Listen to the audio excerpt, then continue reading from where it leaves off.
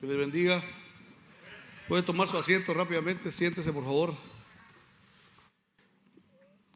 Estamos agradecidos y contentos, gracias a Dios, ¿verdad?, por la asistencia esta tarde, y quiero agradecer al pastor y los hermanos, ¿verdad?, que militan en esta obra, y todos ustedes, hermanos, que son parte de la iglesia.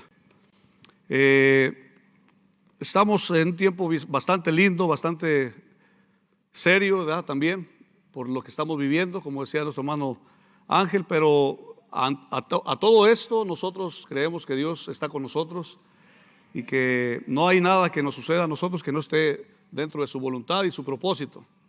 Así que queremos comenzar rápidamente, porque pues el tiempo, ¿verdad?, es bastante propicio, ¿verdad?, y usted tiene bastante cosas que hacer, pero yo creo que usted vino con el interés de aprender algo, ¿verdad?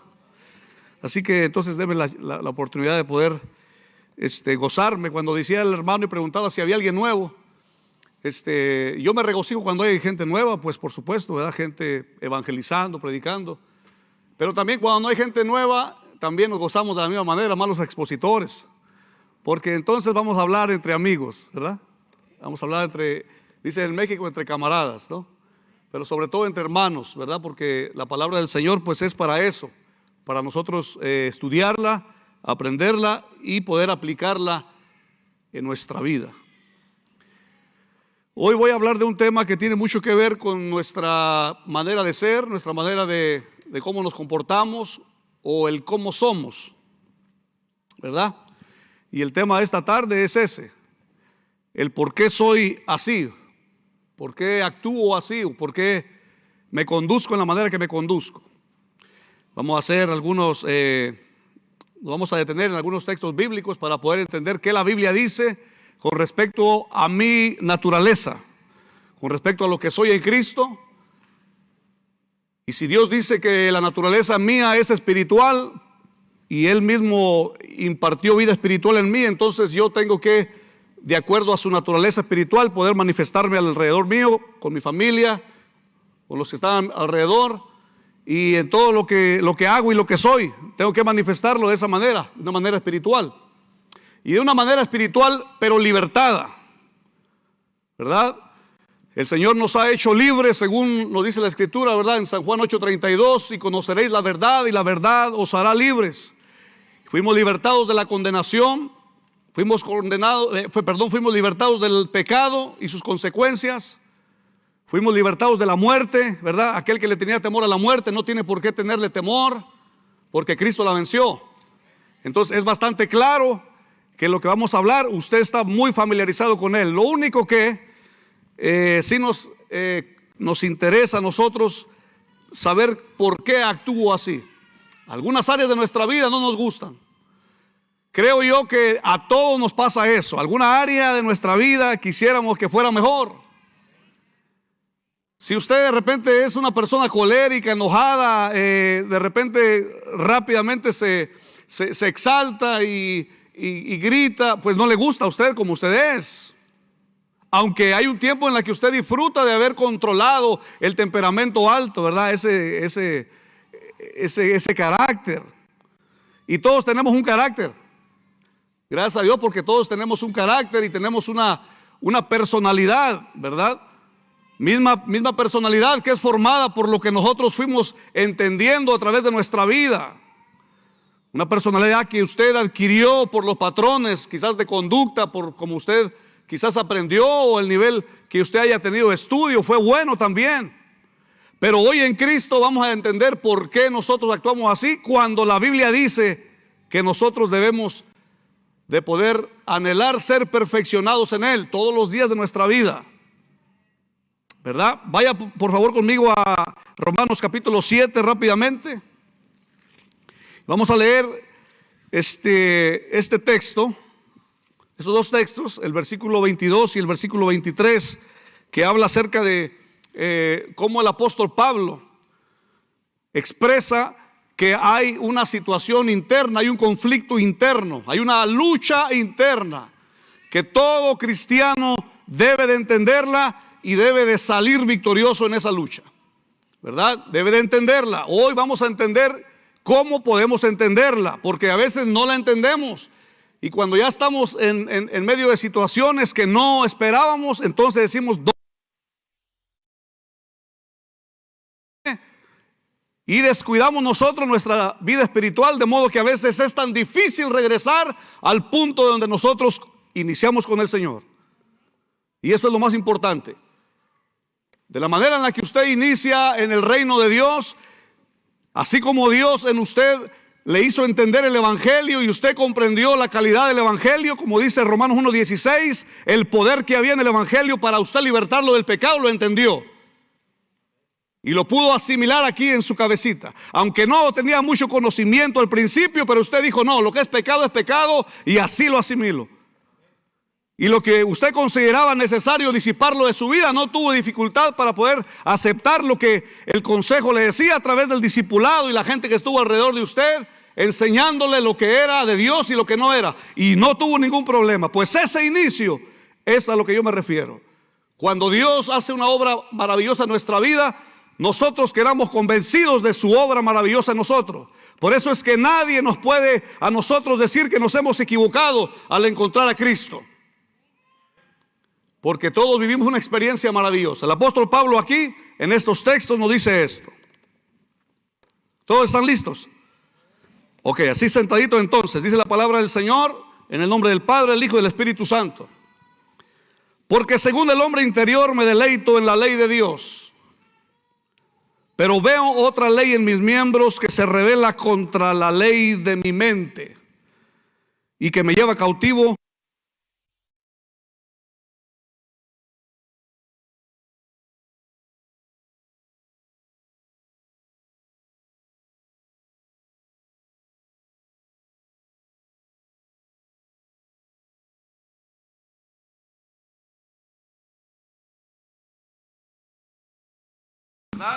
Esta ley del Espíritu viene a ser Cristo mismo, la persona de Cristo en nosotros, a través de su ley. Por eso es que nosotros, cuando hemos estudiado la Escritura, hemos ido entendiendo mucho de lo que el Señor Jesús habló acerca de cuál era la manera en la que el Evangelio tenía que considerarse. ¿Por qué el Evangelio tenía que predicarse? Desde un punto de vista no de acuerdo a la ley, sino de acuerdo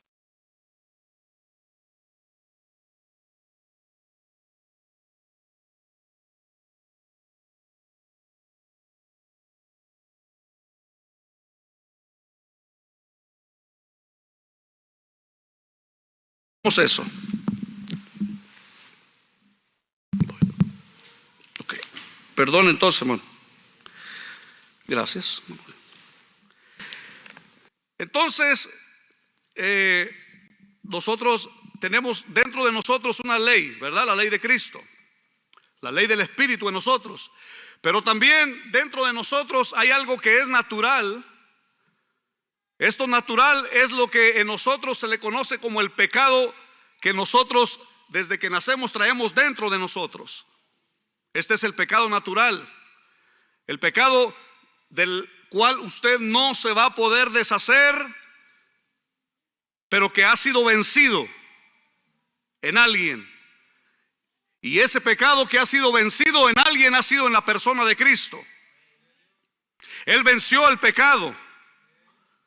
Ahora entonces, si Cristo venció el pecado y llevó el pecado de la humanidad en sus hombros, entonces yo debo de entender que si estoy en Él, yo debo de creer que puedo mantenerme, mi vida puede estar completamente dependiendo de Él para yo mantener mi libertad.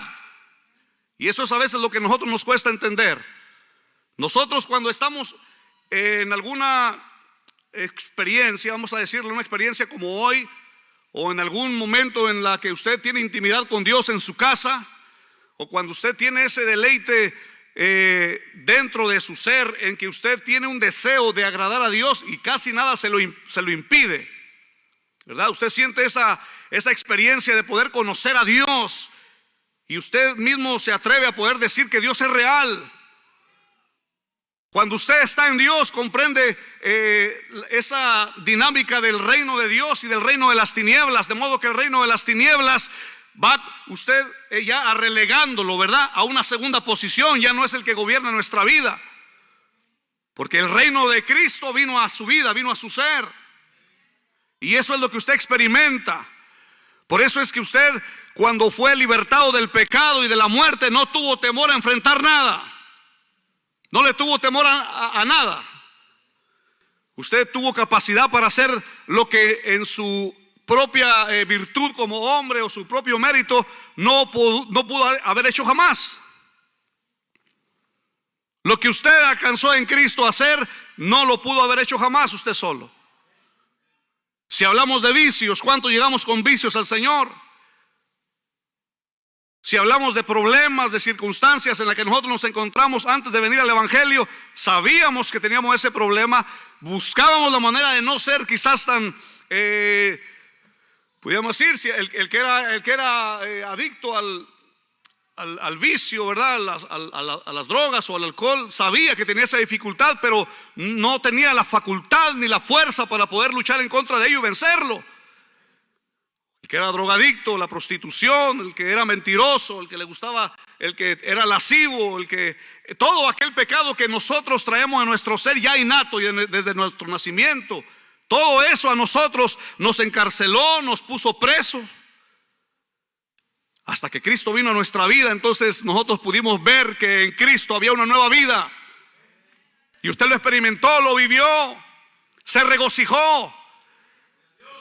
Saltaba usted como corderito de la manada, en las alabanzas se regocijaba. Y usted estaba en la casa de Dios o en alguna célula, en algún estudio, compartía con los hermanos, se iba y invertía bastante tiempo haciendo la obra de Dios y no se le hacía desgaste, ni mucho menos pérdida de tiempo. La pregunta es: ¿qué ha pasado? Y viene un tiempo en la que ya nosotros comenzamos a acomodarnos. Y el apóstol Pablo por eso dice en el texto 23: pero veo otra ley en mis miembros que se revela. Quiere decir entonces que ante aquello santo en lo cual nosotros nos deleitamos, también hay una oposición y la tengo que reconocer. Eso es lo que me va a costar en esta tarde asimilar. Si yo ya no me gozo en lo que me gozaba, si yo ya no siento satisfacción por estar en la casa de Dios y poder hacer lo que antes hacía, algo está mal, algo anda mal. Y lo tengo que reconocer, porque al no reconocerlo, al no entender que esta lucha me está ganando, estoy arriesgándome un poquito. Porque hay quienes llegan un tiempo en la que después de haber gozado del Evangelio y de las mieles del Evangelio, comienzan a sentir cierto enfriamiento espiritual, a sentirse tibios, ya no se gozan. Y usted dice: oye, pero ¿por qué aquel hermano ya no está en la obra? ¿Por qué aquel se fue? Y empezamos nosotros a ver que hay gente que comienza y ya no lo ves, se aparta, se va, algunas veces hasta la iglesia. ¿Se imagina? Quiere decir entonces que yo tengo que estar bien convencido de lo que Cristo hizo en mi vida para no poder alejarme. ¿Usted está seguro de su salvación? Porque nosotros, dentro de nosotros, tenemos una lucha que se expresa afuera, ¿verdad? Así como Dios cuando formó al hombre y le dio espíritu o alma, algunos dicen que somos tenemos la tricotomía, como se llama, ¿verdad? Somos tripartitos, y otros dicen que somos dos. La Biblia nos da más a nosotros más luz de que somos tripartitos, de que tenemos espíritu, alma y cuerpo. Entonces tenemos que aprender que Dios a nosotros nos dio vida para poder nosotros tener lo que ahora tenemos aquí afuera en nuestro cuerpo. Usted se toca y usted dice: yo estoy vivo. Pero cuando su alma está hambrienta y está afligida en su espíritu, le dice que hay algo que no está bien. También es el Espíritu Santo dictando en la ley de su espíritu en usted, diciéndole: algo necesitas cambiar, algo necesitamos hacer. Fíjese, ¿sabe cómo me escucho? Ahí regúlenme un poquito. Me escucho como Danilo Montero, Dios lo bendiga allá donde esté. Súbale un poquito ahí, porque tengo la voz así. O la retiro un poquito, ¿verdad? Dios bendiga a Danilo, de que se encuentra. Es un cantante, usted lo conocía, no se preocupe. Entonces esta ley en nuestros miembros, hermanos, es tan real que necesita nuestra atención. Usted tiene que ponerle atención a su vida espiritual.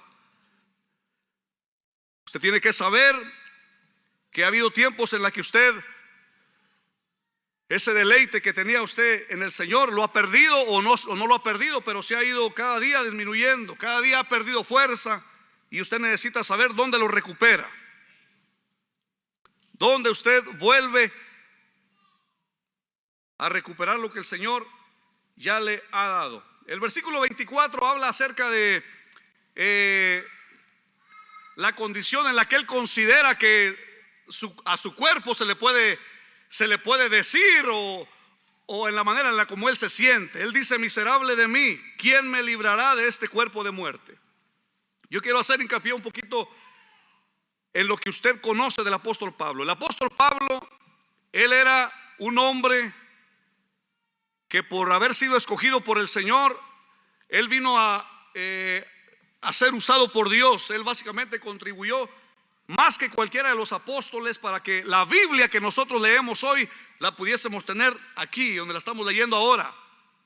Él tuvo que haber tenido un nivel muy alto o un nivel especial de la revelación de Dios para poder escribir lo que el Espíritu Santo de Dios le hacía entender a él, para poder él mismo saber que iba a ser eficaz, iba a ser buena, iba a ser necesaria la palabra y el consejo que él mismo escribe. Cuando él dice miserable de mí, usted no ve al apóstol Pablo sintiéndose por allá alejado. Usted no lo ve en una condición allá tirado en una esquina. Cuando él habla de su miserabilidad, él está hablando de la condición en la que, cuando nosotros hemos iniciado en Dios, la lucha interna nos lleva a nosotros nuevamente cautivos a una condición de pecado, donde nosotros nos sentimos miserables por nuevamente reincidir o caer en la situación en la que nosotros, cuando ya conocimos a Cristo, después nuevamente volvimos a ser cautivos por ello. A eso se refiere. Por eso es que nosotros cuando buscamos entender el conflicto interno, debemos de pensar bien en los estándares que el Señor nos ha dado a nosotros para poder vivir de una manera libre.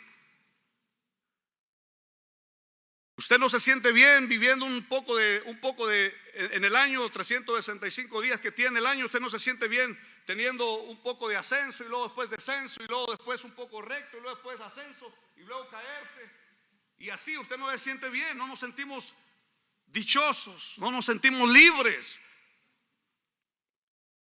Es porque no hemos reconocido el conflicto, donde nosotros tenemos que ser fuertes. ¿Qué es lo que afecta el yo no tener sensibilidad a lo que el Señor me ha dado? ¿Dónde reconozco? ¿Dónde inicia el conflicto? El conflicto inicia en su interior.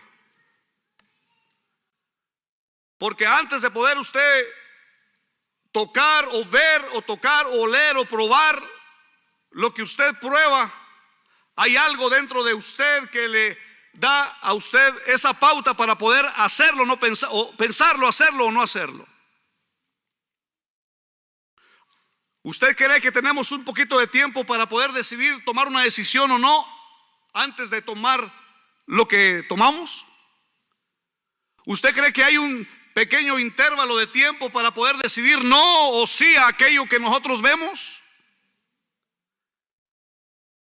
Alguien dijo: si en esta noche Dios llegara a tocar la puerta de tu corazón y te encuentra en una condición, lo más seguro es que si suena tu teléfono no estés en el cielo, si te tocara morir. Ahí piénselo usted. ¿Cuántos problemas nosotros nos metemos por el teléfono? Pequeño aparatito que solamente se invierte en $1,200 para comprar uno nuevo, como dijo aquel hermano, ¿verdad? Alguien dijo por ahí.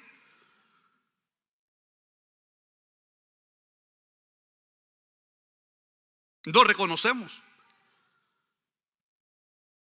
No nos interesa, casi inclusive no estamos interesados. Yo debo de reconocer si estoy interesado o no en un cambio para mi vida, o en que Dios haga algo o no. Yo tengo que reconocerlo. Es más, usted saliendo de este culto,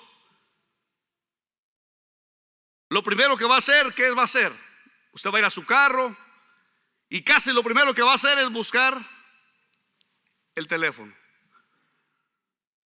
Bueno, algunos no generalizamos, puede ser que no, algunos lo traen ahí.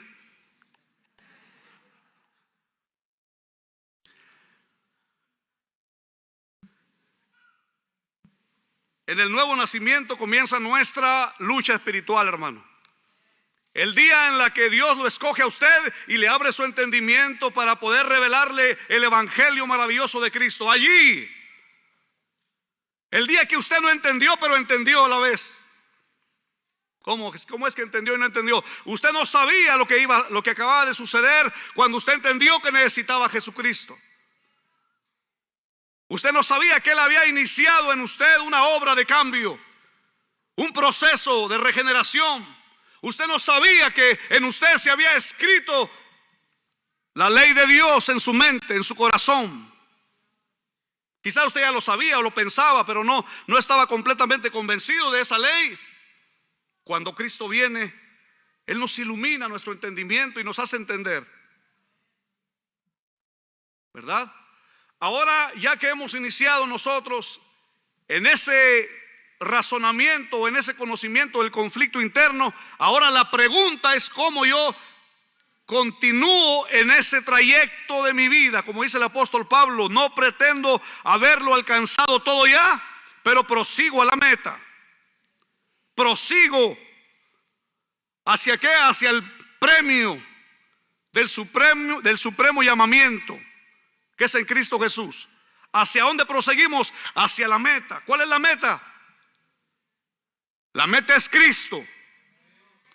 La meta es saber que usted se va a encontrar con ese maravilloso Dios, ese que le hizo libre, ese que murió por usted, ese que no se detuvo, ese que lo libertó del pecado y de la muerte. Ese es su muerte, esa es su meta, perdón. Entonces nuestra trayectoria está bordada de tanta lucha y tanta batalla todos los días de nuestra vida. Es algo difícil, hermano, pero sí se puede. ¿Por qué razón? Porque nosotros no solamente tenemos situaciones externas, sino también tenemos situaciones internas. Dentro de nosotros tenemos temores. Usted se levanta un día normal, va para su trabajo y usted encuentra que hay una dificultad para llegar al trabajo, y ya usted quizás se encuentra casi profiriendo palabras o maldiciendo a alguien que está al frente suyo solamente porque no lo deja llegar a tiempo. Un día normal. O un día normal, de repente acontece alguna situación donde usted mismo no puede controlar sus pensamientos y usted dice, no hombre, no puede ser. Donde yo creía que ya había tenido cierto dominio propio, siento que no lo he conseguido. Y hay cosas aparte que nosotros no las sabemos aún todavía. ¿Por qué Dios a nosotros nos hace pasar por tantas circunstancias una y otra vez? Y dice, bueno, pero Señor, yo creía que yo ya había vencido esta área. A todos los varones que estamos aquí, que tenemos esposa, sabemos de qué se trata. Los jóvenes que están aquí saben de qué estamos hablando. Cuando hablamos nosotros de la ley moral, como decía nuestro hermano Nelson en la predicación de ayer, hay algo dentro de nuestro interior que sabemos que es santo, porque ya nosotros entendimos el plan de Dios de la santificación de nuestra vida. Pero cuando nosotros estamos frente a la tentación, no sabemos cómo bregar con ella. ¿Quién es el tentador en la tentación? Es Satanás. Y todo lo que puede hacer es tentar. Pero jamás nos obligará a nosotros, jamás sentiremos tanta presión para hacerlo, si no es de nuestra propia concupiscencia, de la que nosotros somos seducidos y arrastrados por ella, así dice Santiago. Hay algo dentro de nosotros que ya venimos batallando nosotros desde nuestra adolescencia. Por eso es que el adolescente podemos nosotros hablar con libertad y decirle y aconsejarle. A veces toman decisiones por alguna razón u otra. Pero el joven puede vencer a Cristo, puede vencer al enemigo en Cristo. El joven puede ser victorioso en el Señor también. El joven puede gozarse. La primera carta a los Corintios, verso 2, 11. Quiero leérselo. Dice: porque ¿quién de los hombres sabe las cosas del hombre sino el espíritu del hombre que está en él? Así tampoco nadie conoció las cosas de Dios sino el Espíritu de Dios. Y si la Escritura dice que yo tengo el Espíritu Santo de Dios, quiere decir que el Espíritu mora en mi ser, en mi persona, dentro de mí. Y Dios ha escogido este cuerpo como templo y morada de su Espíritu para yo poder entender lo que sucede alrededor de mí, mis luchas, mis problemas, mis situaciones, mis dificultades, mis tentaciones, mis conflictos, mis luchas, mis debates, mis desafíos, mis temores. Todo lo puedo entender a través del Espíritu que Él mismo ha puesto en mí, al Espíritu Santo. Nuestro nuevo nacimiento fue efectuado por la fe suya cuando usted mismo fue llamado o fue escogido para creer en Cristo.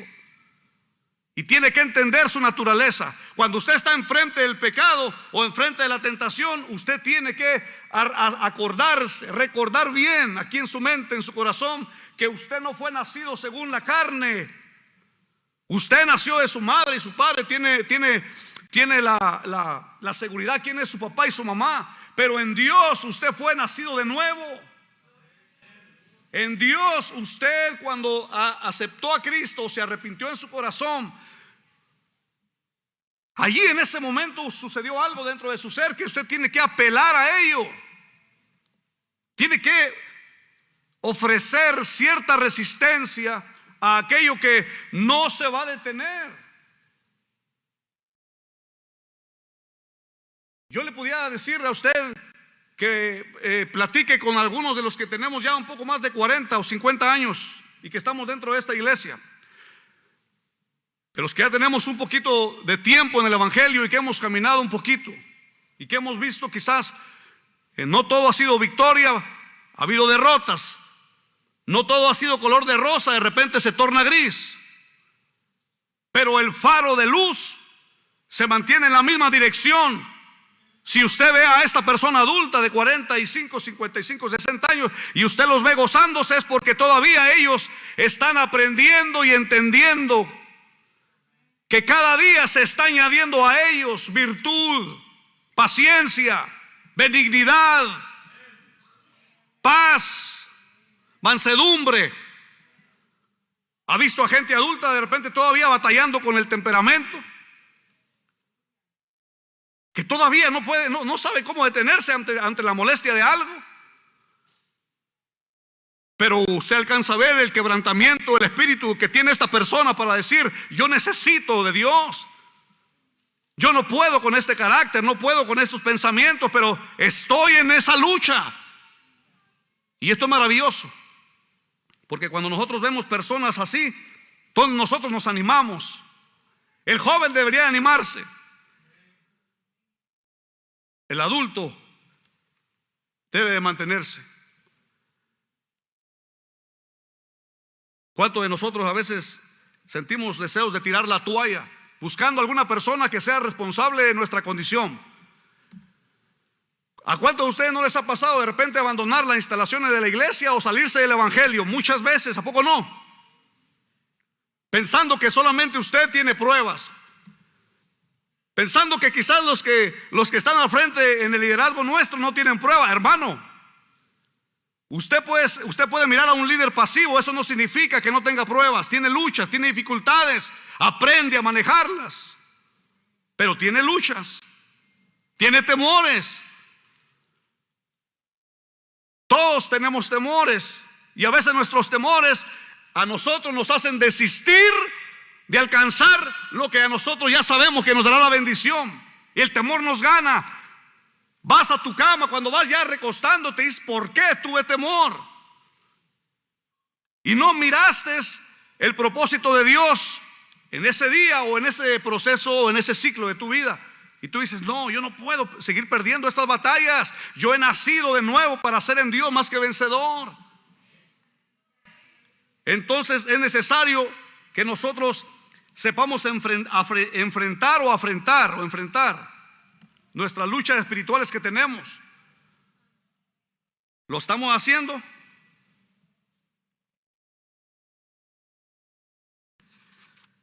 Ninguna situación nuestra, ningún problema, ninguna lucha nos debe a nosotros causar cederle un poquito al pecado, darle una concesión al pecado. Nada. ¿A qué se refiere? Me refiero a que si usted consideró cuando se convirtió al Señor que había pecado en alguna área de su vida, manténgase pensando que es pecado eso. Lo que pasa es que hoy en día el pecado se ha disfrazado. El pecado hoy en día, inclusive la incredulidad, la manera de pensar de algunos o de muchos allá afuera, a nosotros nos hacen dudar. Y a veces creemos que las cosas de Dios ya no son tan simpatizantes para nosotros, tan importantes para nuestra vida. Y cualquier pensamiento de afuera nos hace a nosotros bajar la guardia. Hay gente muy pensante allá afuera que te envuelve rápidamente. Usted tiene personas a su alrededor y usted se da cuenta que con facilidad ellos a veces hablando y hablando te están envolviendo. ¿Por qué razón el Señor Jesucristo, por ejemplo, en Mateo capítulo 24, o Pablo, la segunda carta a los tesalonicenses, les dice que tengan cuidado del engaño que está, ¿dónde? Mucho engaño está allá afuera, pero también mucho engaño puede venir de mi propia persona, de no saber y no conocer las Sagradas Escrituras. Yo debo de conocer la Biblia, debo de conocer la palabra del Señor. Debo de saber el tiempo en la que a Dios, ¿verdad?, le ha placido escogerme a mí para poder yo manifestarme al mundo como la sal, como la tierra, ¿verdad? Como la sal de la tierra, como la luz del mundo. Yo debo de entender este proceso. Usted está aquí porque Dios lo ha escogido. Usted está viniendo a la iglesia. Le doy esta palabra de ánimo. Ese rector de su mente es poderoso, porque cuando usted viene a la iglesia, usted está buscando santificarse. Y a veces ni siquiera se pone a pensar en eso. Cuando usted está buscando venir a la iglesia, es porque usted sabe que aquí lo que se canta son cantos y alabanzas y expresiones a ese Dios del cielo que usted ha adorado. Cuando usted viene aquí y entra por las puertas, sabe que va a escuchar a alguien que le va a traer una palabra y se la va a exponer de la manera más clara para poder usted gozarse en su espíritu y en su alma. ¿Qué significa eso? Que usted está convencido de algo, que hay vida dentro de su ser, que le impide a usted gozarse en el pecado abiertamente. El apóstol Pablo habla en todo el evangelio, toda la carta, ¿verdad? Toda la carta de Romanos habla con relación al pecado. Yo necesito conocer dónde estoy parado en relación a este asunto.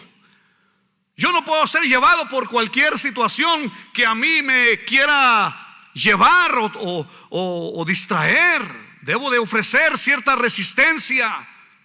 Debo de ponerme un poquito no en el mismo sentir de mis propios impulsos, porque los impulsos me van a llevar tarde o temprano a fallarle a Dios.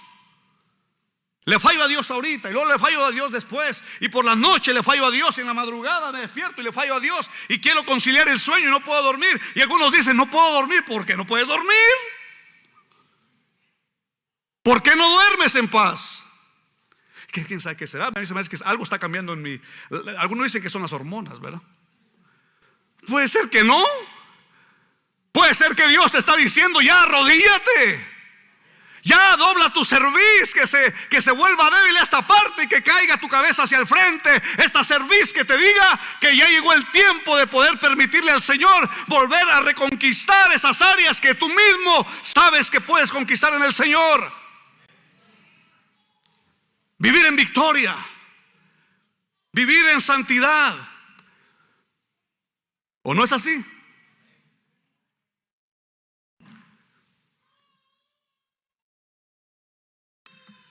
Dice Santiago capítulo 1 verso 14 acerca de esto. Cuando usted está en una situación donde no la entiende,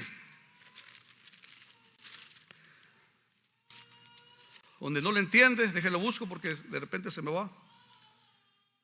Santiago, ábrala usted, Santiago 1, 4 y 5. Hebreo, Santiago 1, 4 y 5. Perdón, 1:14. Dice así la escritura, mire, para que usted lo lea en casa. Voy a leer desde el 13. Cuando alguno es tentado, no diga que es tentado de parte de Dios, porque Dios no puede ser tentado por el mal ni tienta a nadie, sino que cada uno es tentado. Cada uno es tentado. Cada uno se refiere al ser suyo. Cada uno es, en este texto significa a usted, no al que está al frente de usted o al que está a su alrededor, ni siquiera a la persona que tiene a la par, como su esposo o su esposa o sus hermanos. Cada uno es tentado cuando de su propia concupiscencia es atraído y seducido. ¿Qué quiere decir? Que cuando Eva fue y Adán fueron tentados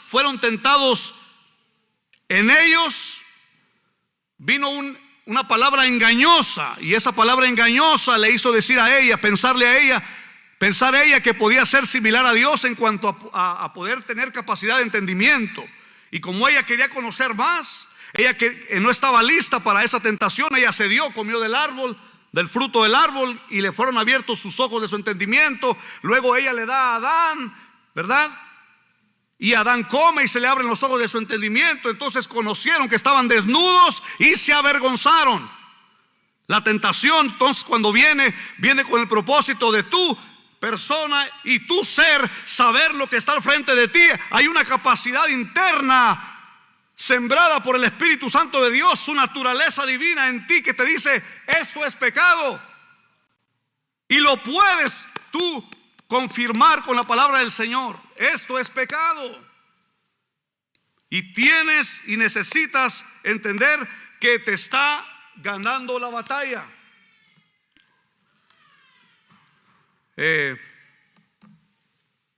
Alguien decía, un predicador decía, que el pecado es tan engañoso, pero tan engañoso. A mí me gustó cómo el pastor lo ilustraba de una manera tan sencilla. El pecado en nosotros, cuando nos está acosando y tú no lo estás resistiendo, y tú sabes bien que el pecado no va a ceder, y viene de una manera muy sigilosa, pero muy abrupta, intencionada, de poder matar. Y tú no quieres saber, porque la Biblia dice, San Juan 10:10 dice que el ladrón no viene sino para matar, hurtar y destruir. Esa es la intención continua del diablo. Y tú dices: no, a mí no me va a matar. Yo siento que yo estoy en control de mi vida. Sí, ¿cuál vida? Los 75 años que Dios te va a dar, 70 o 80 robusto, no. Cuando tú te acercas al límite, o aquellos que han ido al Gran Cañón para allá, a ver allá, van y se acercan. Usted no se acerca para pensar si por ahí puede arrojar la suegra, ¿va? Usted se acerca porque quiere ver allá abajo y dice: ¡ay! Así lo expuso nuestro pastor, y dijo que nosotros a veces nos acercamos mucho a la orilla.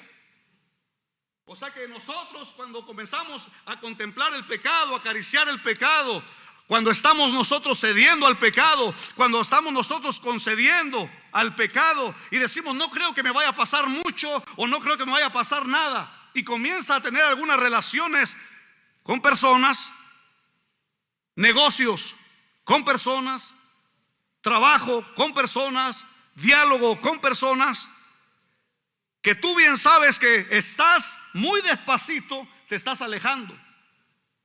Y alguien dijo que el pecado, eso es lo que hace cuando te engaña, te lleva más lejos de lo que tú piensas que te va a llevar. Te va a costar más de lo que tú crees que te va a costar, y te va a sudar aquí en la frente para regresar al sitio donde tú estabas en Dios al principio. Por eso usted encuentra gente allá afuera. Yo mencionaba a una persona que me encontré hace ¿qué? un año y medio por ahí, en Atlanta. Y la manera en la que él expresa, la manera en la que él habla, yo no le conocía esa manera de pensar. Sabía que él tenía su humanidad, porque por supuesto no me sorprende que este fue del mundo, y sabía que en el mundo, asumo que él hablaba majaderías, como quizás no todo mundo, hay gente que fue muy bien educadita, pero en medio de la buena educación se infiltraron todas esas malas mañas. Jamás lo había escuchado hablar maldiciendo con su propia boca, jamás, y me dio mucha tristeza. Mucha tristeza, porque cuando tú encuentras a alguien que ha disfrutado del evangelio y se ha deleitado y ha sido parte del culto a Dios y ha servido a Dios, tú dices, no puede ser, ¿cómo una persona puede alejarse de Dios?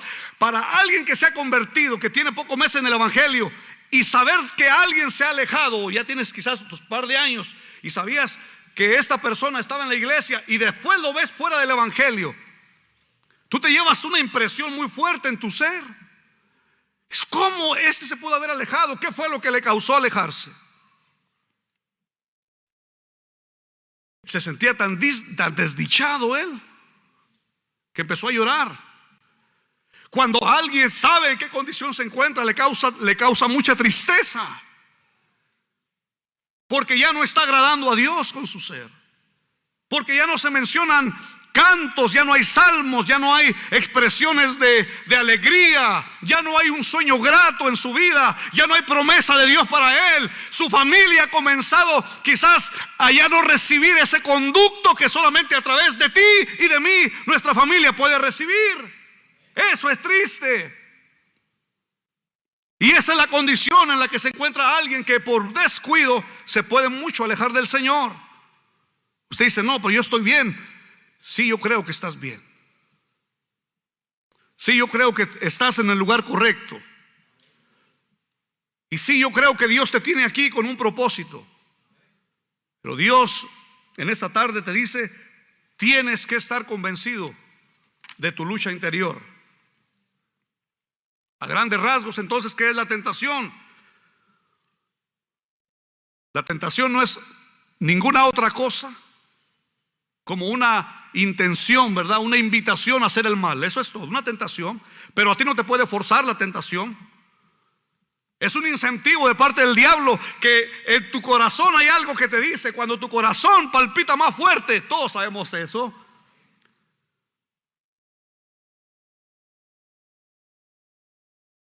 Todos sabemos eso. El corazón nuestro, cuando nosotros estamos haciendo algo indebido dentro de nosotros y sabemos que alguien va a llegar, pareciera que te ha dado un ataque de ansiedad, y tu corazón comienza a palpitar más fuerte. Ay, y tú no aguantas, y tu carne te dice, ¿y por qué? Y te acuerdas de la palabra del apóstol Pablo, y comenzamos a justificarnos nosotros, y porque después de que hicimos otra vez lo mismo, nuevamente decimos, Señor. Y si hablamos con alguien le decimos, pero es que tú sabes que la carne es débil. Y nos compadecemos de nuestra vida y decimos, no hombre, yo sé que lo voy a hacer, yo sé que lo voy a lograr, voy a seguir aquí. Hermano, ¿cuánta gente ha sufrido algo muy parecido a lo que tú estás viviendo o viviste? Que ellos, por la razón que no se pudieron detener, están fuera, quizás no del Señor consideran ellos, pero están fuera de la iglesia. O se han ido. Y usted dice, no, pero ¿por qué? No entendieron dónde estuvo la falla, en dónde le faltaron los ojos de Dios para poder ver la circunstancia en la que estaban metiéndose. No se sabe. Donde se descuidaron ellos es ellos y Dios. Nosotros tenemos que estar seguros de lo que nosotros estamos haciendo. Proverbios 16, 18 dice que antes del quebrantamiento es la soberbia. Si nosotros somos humildes en Dios y le pedimos al Señor que nos ayude, nosotros jamás vamos a poder darle un voto de confianza al enemigo, o vamos a cederle un poco de lo que nosotros mismos ya vencimos. Si yo sé que soy orgulloso, debo de luchar con el orgullo. Yo sé de dónde vengo, usted sabe de dónde viene, y con eso va a tener que luchar usted toda su vida. Nosotros sabemos que cuando hemos vencido alguna área la estamos venciendo.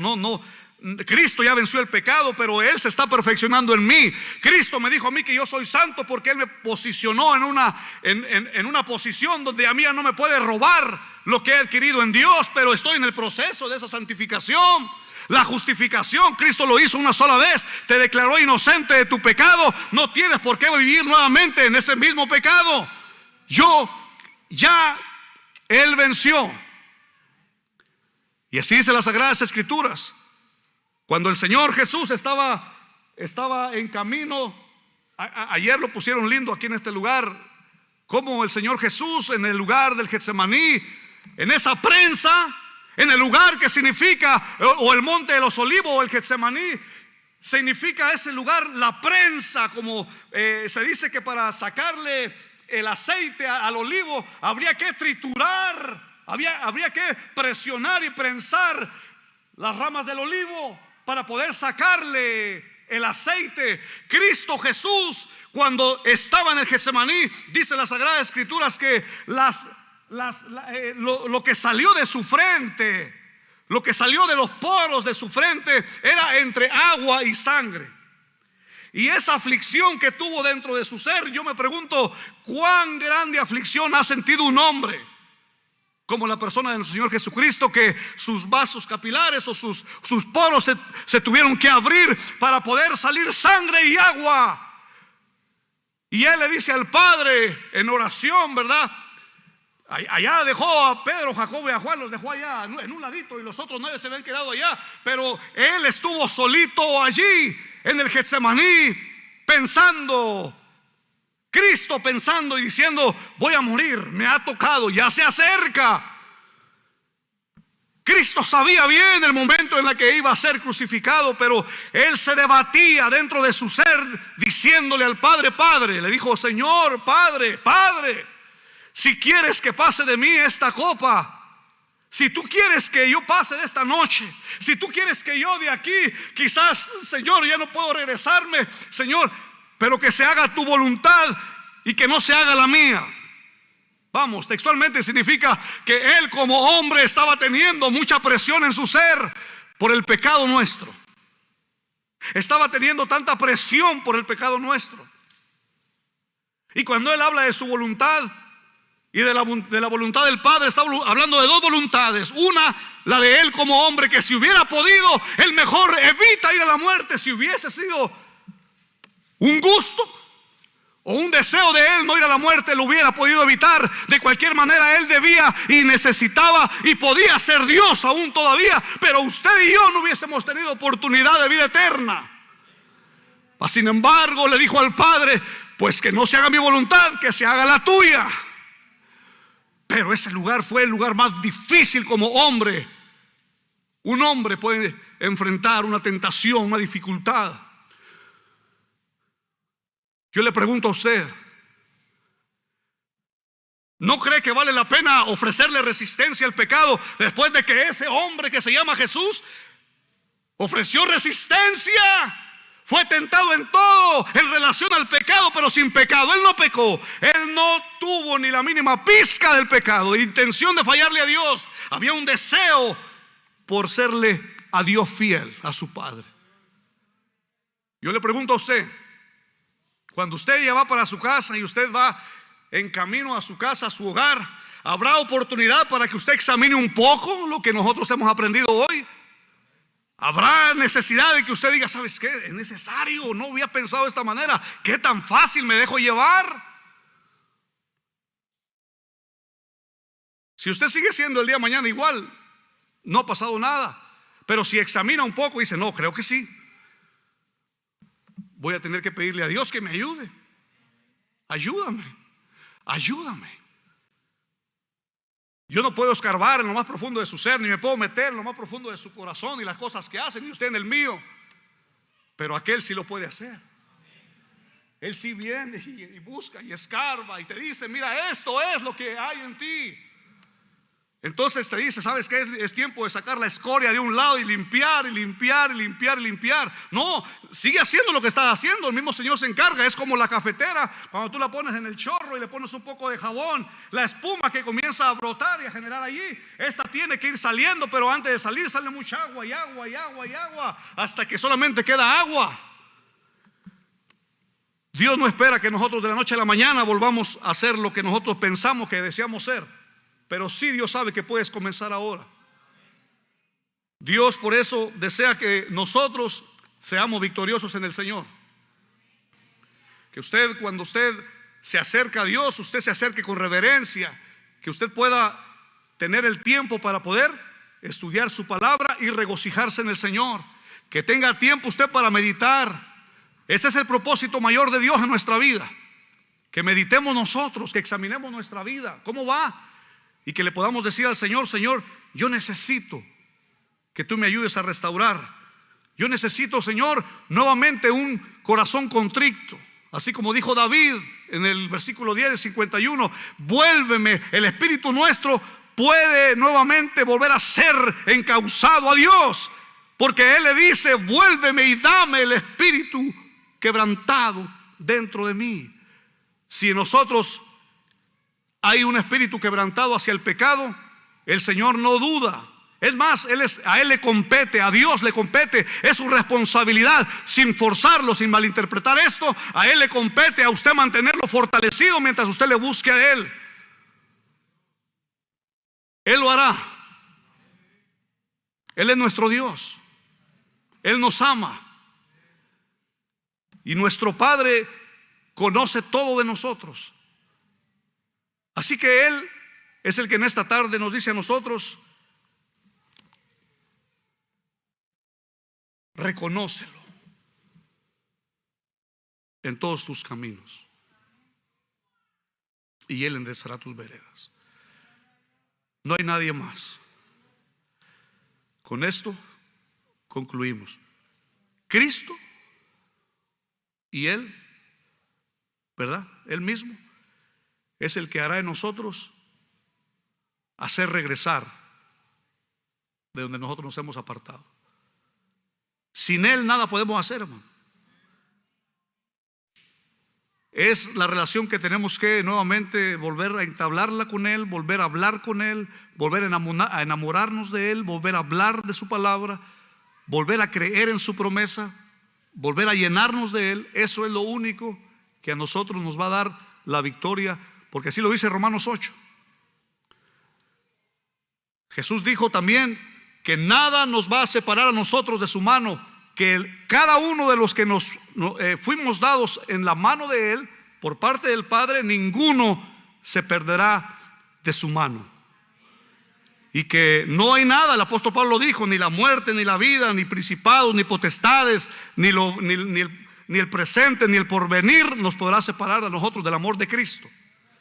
Entonces, lo que tanto le costó a Cristo conseguir y poder restaurar y poder recuperar y poder reconciliar con el Padre y poderlo nuevamente poner en el deseo original de Dios de que éste se acercara a Dios y lo reconociera, todo ello, no hay nada que Cristo pierda, todo es de Él. Y ese es nuestro Señor y Él es nuestro Dios. ¿Por qué no le da una ofrenda de palmas al Señor y se pone de pie, por favor? Vamos a ponernos de pie.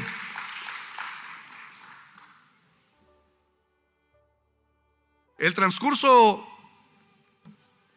o el proceso que lleva nuestra vida, si usted pudiera saber que Dios le dará 2 décadas más de vida, que son 20 años, fuera una tremenda bendición. 20 años más, imagínense. Los que son padres que son primerizos, ¿no? de niños pequeños, usted diría: wow, 20 años, pues todavía voy a mirar a mis nietos. Los que ya tenemos 40 o 50 años, que nos dijera el Señor: yo te voy a dar 20 años más. Pero si Dios nos dijera a nosotros que nos va a hacer pasar por una prueba de fuego fuerte que nosotros no entendemos, yo le aseguro que usted no esperaría hasta entonces. Si yo sé que el Señor me llamó con un propósito, a mí, yo le pido a Dios que Él me ayude. No hay nadie más. El Señor desea bendecir su iglesia, porque esta es su iglesia. El Señor desea que usted y yo podamos vivir en victoria. Y vivir en victoria, hermano, espero que haya entendido que no es vivir sin obstáculos. Los grandes hombres de Dios de la antigüedad, o los que habla Hebreos, fueron hombres que se debatieron ante el pecado y lucharon contra él, pero que adquirieron y alcanzaron la promesa de Dios, porque no se detuvieron. La resistencia, la perseverancia vendrán por la promesa que Él hizo, que usted observa, que está ahí al frente, que usted dice: no, yo no me voy a detener, yo sé que está allí. Sea joven, sea adulto, sea anciano, sea niño, sea adolescente, todos miramos esa promesa. El mundo hará lo que sea para que usted y yo y los que vienen detrás de nosotros duden de la eficacia del evangelio. Mas nosotros, dice las Sagradas Escrituras, que hay algo que da testimonio dentro de nosotros, lo cual es el Espíritu Santo, que da testimonio a nuestro espíritu de que somos hijos de Dios. Y lo que habló Juan en Juan 1:14 dice: lo que hemos visto y lo que hemos oído, esto testificamos, que vimos su gloria como la gloria del Padre. Cristo, cuando nació en usted, usted pudo experimentar un cambio glorioso que Dios lo puso en el transcurso de la vida suya, sin saberlo. Usted es de Cristo. No importa que de repente usted se sienta pequeño o sienta que no puede, allí está Él. Hay veces nos falta la fe, pero aún así ahí está Él. ¿Por qué razón Él dice: si hay uno o alguno entre vosotros que esté falto de fe, pídala, y Él la dará rica y abundantemente y sin reproche? Porque Él sabe que la necesitamos. Luche, pero creyendo que hay una resistencia interna que le dice: yo voy a luchar con la ley de Cristo, no con sus propias fuerzas. O sea, en otras palabras, no se levante como que usted ya va para el trabajo y ya se fue. Levántese como que usted le cree a Dios, que no en sus propias fuerzas. Dobla sus rodillas y usted le dice al Señor: Señor, este día yo quiero sentir que venzo, quiero sentir que me abstengo, quiero sentir que lucho contra esto que me está llevando posiblemente a algo muy serio. Y lo más serio que nosotros podemos experimentar en no poner atención a esto es que no gustaríamos del regalo de la salvación. Y Cristo pagó por ella. Usted es salvo porque Cristo murió. Y en su mente, dígale al Señor: Señor, ayúdame, porque le voy a ofrecer resistencia a esto que está dentro de mí, que me dice que no, pero que tú dices que sí. Y así vamos a vencer todos los días de nuestra vida. Mi carne me dice que no, pero tú dices que sí. Y usted agarre ahí a su esposa, a sus hijos en casa, y dígale: ¿sabes qué? Sí, vamos a vencerlo. Y te voy a hacer feliz. Y voy a luchar por tu felicidad. Y no me voy a dejar llevar por lo que me quiere arrastrar a destruir mi hogar, mi familia, mis hijos.